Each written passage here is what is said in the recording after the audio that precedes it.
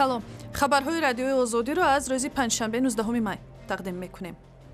вазорати корҳои дохилии тоҷикистон аз ҷавононе ки ҳангоми таҷлили як ҷашни ҳиндӣ дар шаҳри Душанбе боздошт ва аз ҷониби милисаҳо даштному таҳқир шуниданд, дархост кардааст ки ба ин ниҳод бо шикояти расмӣ муроҷиат кунанд.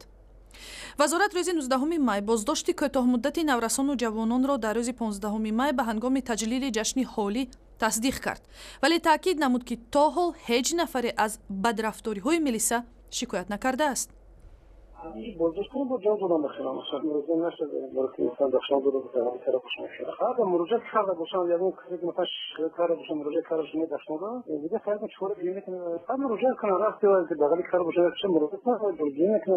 масъалаи таҳқиру даштном ва латукӯби эҳтимолии духтару писарҳои наврас дар як идораи милисаи шаҳри Душанбе аз рӯзи 16 май як мавзӯи баҳси ҷиддии шабакаҳои иҷтимоӣ шудааст.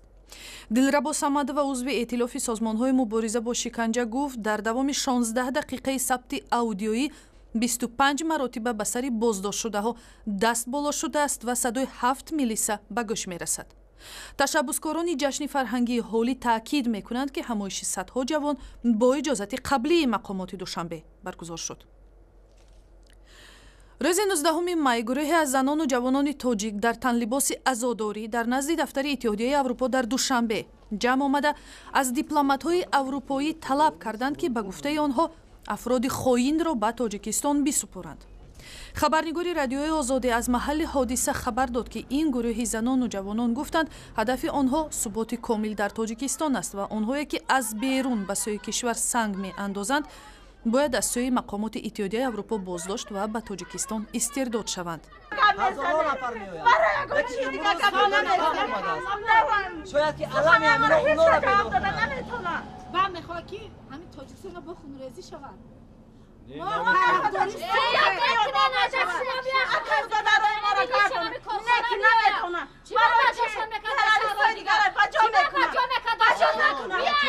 мардуми ҷамъомада дар даст аксҳои чанд маъмури полисро доштанд ки ба гуфтаи онҳо дар ҷараёни ҳодисаҳои хунини моҳи сентябри соли гузашта дар шаҳри Душанбе ва ноҳияи Ваҳдат кушта шуданд.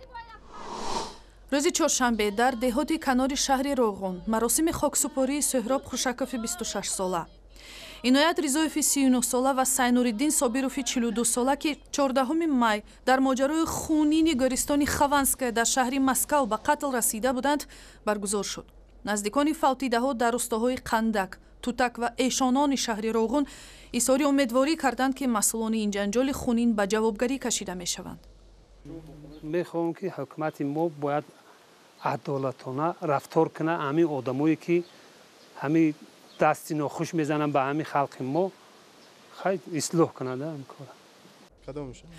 хабарнигор ва коршиноси шинохтаи рус мегӯяд муҳоҷирони кории тоҷик бо ҷонфидоӣ ба рамзи муқовимат бо гурӯҳҳои ҷиноӣ табдил шуданд. ба фикри ман инҷо сухан набояд дар бораи ҷанҷоли байни қавмҳо равад, ҳарчанд ки коргарони оромгоҳи Хованское тоҷиканд. инҷо бояд дар бораи ҷанҷоли байнисинфӣ ҳарф занем. барои ман коргароне ки дар оромгоҳ ба ҳимоят аз заҳмати ҳалолашон бархостаанд, синфи коргар аст ки барои ҳимояти ҷисмонӣ аз заҳмати ҳалолаш ба по хестааст. шевченко вазъи феълии русияро ба замони оғози ҷанги якуми ҷаҳонӣ шабоҳат дода гуфт ки он вақт ҳам раҳбарони корхонаҳо бо истифода аз роҳзанҳо коргаронашонро ором мекарданд. рӯзи 18 май дар додгоҳи олии Тоҷикистон пушти дарҳои баста охирин сухани айбдоршавандаҳо 13 узви раёсати олии ҳизби дар Тоҷикистон мамнӯи наҳзати исломӣ садо дод. қарор аст баъди ин эҳтимолан то ҳафтаи оянда ҳукми айбдоршавандаҳо эълон шавад.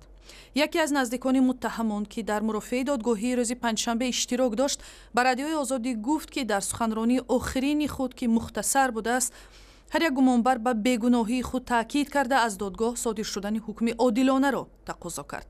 аъзои раёсати олии ҳизби наҳзати исломии Тоҷикистон ки аз моҳи феврал ба ин су дар мурофиаҳои додгоҳӣ иштирок мекунанд, дар баробари иттиҳомоти дигар барои маблағгузории ошуби генерал Назарзода дар моҳи сентябри порсол гунаҳгор мешаванд.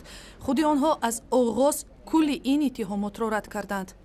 айбдоршавандаи давлатӣ рӯзи 11 май дар додгоҳ гуфт ки мурофиа гуноҳҳои гумонбаронро комилан тасдиқ кард ва ба 5 раҳбари ҳизби ҳукми зиндони абад ва ба дигарҳо аз 5 то 30 соли зиндон тақозо кард. 75-мин зодрӯзи Нур Табаров, драматурги маъруфи тоҷик ва вазири фарҳанги Тоҷикистони шӯравӣ дар ҳалқаи адибону ҳунармандон ва дигар ҳампешагонаш шоми 18 май дар Душанбе таҷлил шуд. дар баробари ситоиш аз шеваи раҳбарии ӯ дар идораи яксохтори ҳукуматӣ, мунаққидону адибони тоҷик аз саҳми барҷастаи ӯ дар театри касбии тоҷик суҳбат карданд. дар соҳаи драматургия исми Нур Табаровро ҳамчун муаллифи асарҳои саҳнавӣ дар чорсу, чархи гардон, паёми зардушт, куруши кабир, гирдоб ва дигар асарҳо мешиносанд. тамара абдушукурова, собиқ вазири фарҳанги Тоҷикистон, гуфт дар аҳди раҳбарии Табаров дар Тоҷикистон анъанаи баргузории ҷашнвораҳои миллии театриву ҳунарӣ роҳандозӣ шуд. ҳамчун драмнавис ин кас бисёр чизҳои аҷоибро, чизҳои проблемавиро менависанд ва ҳамчун тарҷимон бисёр як асарҳои машҳури ходимони санъатро тарҷима карданд. бинобар ҳамин ман боз як бори дигар миннатдор. ман мехоҳам ба он кас умри дароз, муваффақиятҳои калони эҷодӣ таманно кунам. Нур Табаров солҳои 1990 яке аз фаъолони сиёсии Тоҷикистон ҳам будааст. ва ахбори бештар аз инро дар сомонаи озодӣ ва шабакаҳои иҷтимоӣ, фейсбук, одноклассники ва твиттер пайдо кунед.